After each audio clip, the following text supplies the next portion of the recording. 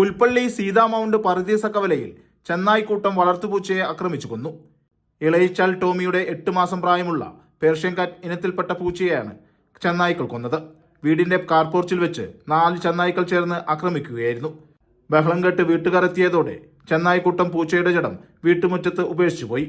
1 മണിക്കൂറിന് ശേഷം വീണ്ടും ചെന്നായ്ക്കൾ പൂച്ചയുടെ ജഡം എടുക്കുന്നതിനായി എത്തിയെങ്കിലും വീട്ടുകാർ ബഹളം വെച്ച് തുരുത്തി ഓടിക്കുകയായിരുന്നു.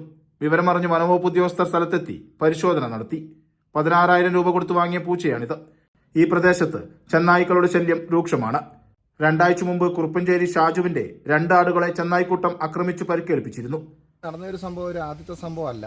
മുൻപ് നമുക്കറിയാം, ഇതിനു മുമ്പ് ഞങ്ങളുടെ കൊളവള്ളിയിലെ സീതാമൗണ്ട് ഐശ്വര്യകവലയിൽ 3 ആടിനെ പിടിച്ച് ചെന്നായി കൊന്നു. അന്ന് ഡോക്ടർ വന്നു, ഇവരൊക്കെ ഒന്ന് നോക്കി എന്നല്ലാണ്ട് വേറൊരു കാര്യങ്ങൾ നടന്നില്ല. ഇപ്പൊ ചെന്നായി ഇത് കൂട്ടത്തോടെ കേരളത്തിലേക്ക് കയറിയിട്ടുണ്ട്.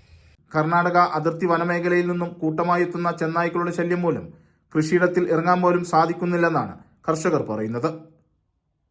True lens, Wayanad.